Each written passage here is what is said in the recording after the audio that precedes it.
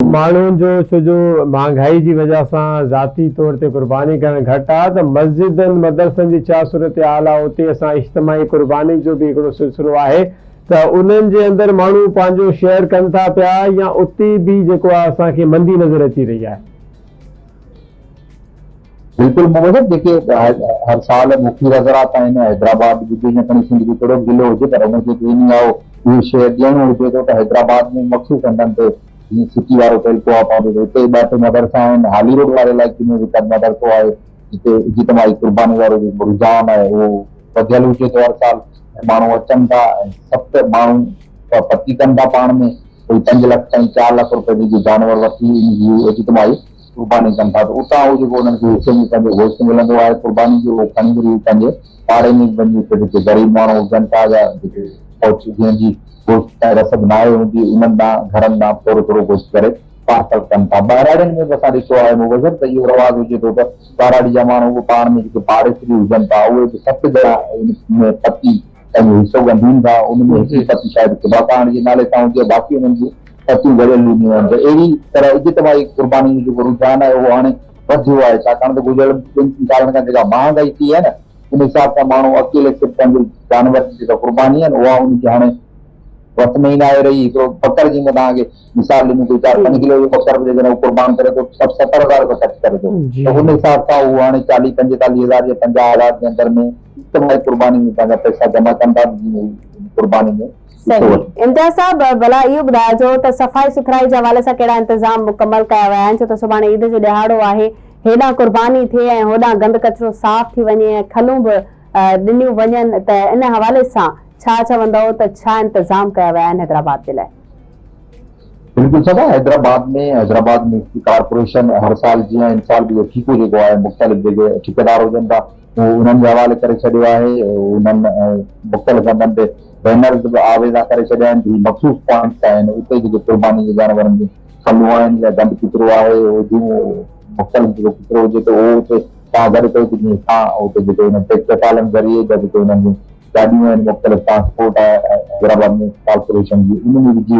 उनखे डंपिंग पर हैदराबाद में असां हर साल इहो ॾिसंदा आहियूं कोशिशि कंदी आहे हैदराबाद में कारपोरेशन जो ओॾी महिल जेको गंद किचिरो थिए थो मुख़्तलिफ़ चौकनि दौरान ते गॾु थिए थो उतां उहो आसानी सां निकिरी वेंदो पर असां ॾिठो आहे त उहो 2 हफ़्ता खां या 3 ॾींहं ताईं बि उहो असांखे उते मुख़्तलिफ़ हंधनि ते नज़र अचे थो उनजो सबबु इहो हूंदो आहे जेके ठेकेदार हुजनि था उहे उते पंहिंजी ट्रांसपोर्ट उमाइण तयारु न आहिनि इन करे 2-3 ॾींहं जो गंद थियो हुजे थो त शहरनि जी कोशिशि हूंदी आहे उहो मेयर खे मुख़्तलिफ़ जेके नंबर हुजनि था उते उहो फ़ोनूं वग़ैरह कनि था कुझु मीडिया जो मामिलो खणे थी सोशल मीडिया ते मामिलो हले थो त उन खां पोइ इंसान कोशिशि कंदी आहे कि जेके खलूं आहिनि या क़ुर्बानी जे जानवरनि जो गंद किचिरो आहे उनखे फौरी तौर ते शहर खां ॿाहिरि डंपिंग करे सघिजे त हींअर बि असां ॾिठो आहे त तयारियूं हलनि थियूं बाक़ी उनमें ज़ाहिर आहे नाक़स कारकर्दगी अचे थी साम्हूं केॾीमहिल ठेकेदार जो इशू हुजे थो केॾीमहिल हैदराबाद में कारपोरेशन जेको अमलदार न आहे पहुचंदो हुनखे ट्रांसपोर्ट ते तेल फ़राहम न आहे थींदो इहे सबब हुजनि था त उन करे गंद किचिरो रहिजी वञे थो पर उमूमन असां ॾिठो आहे शहर में कोशिशि हूंदी आहे इंतिज़ामिया जी त असां इहो जेको मामिलो आहे हुनखे सफ़ाई सुथराई ते तवजह ॾियूं कि जीअं शहर में गंद किचिरो न हुजे। ठीकु आहे इम्तियाज़ इहो ॿुधाइजो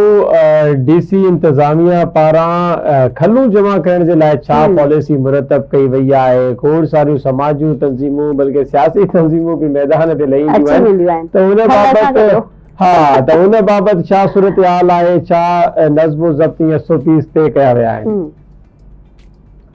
तव्हां ॾिसो सिंध जो 2 नंबर वॾो शहर हैदराबाद पर इहा जेका खलनि वारो मामिलो हुजे थो सियासी समाजी तंज़ीमूं हुजनि थियूं इहो कराची में वॾो रुझान हुजे थो हैदराबाद में इहो रुझान इन करे घटि हुजे थो त इहे अक्सर करे माण्हू जेका मदरसनि या मस्जिदनि वारा क़ुर्बानी कनि था त उते ई जेके बि जानवरनि जूं खलूं हुजनि थियूं उहे पाण वटि जमा कनि था ॿाहिरिनि में जेके ख़ासि करे जानवरनि जी क़ुर्बानी थिए थी जेके मुख़्तलिफ़ हंध आहिनि सिटी आहे ॿाराड़ी आहे कासिमाबाद आहे लतीफ़ाबाद उते कुझु असां ॾिठो आहे समाजी तंज़ीमूं उहे हाणे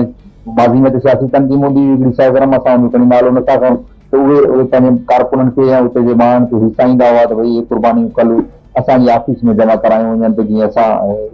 विकिरो करे सघूं पर हाणे उहो रुझान हिते हैदराबाद में घटि थियो आहे हाणे माण्हू पंहिंजी मदद पाण त हिते गॾु कंदा इहे खलूं उते जेके समाजी अॻवान हुजनि था जीअं इज्तमाही कुर्बानी थिए थी उन ई हिसाब सां उहे खलूं बि हुते विकिरो कनि था ऐं उहे वरी जेके पैसा हुजनि था गॾु करे कोशिशि करे जेके बेसहारा माण्हू हुजनि था उन्हनि वटि ॾियनि था। बाक़ी मुख़्तलिफ़ हंधनि ते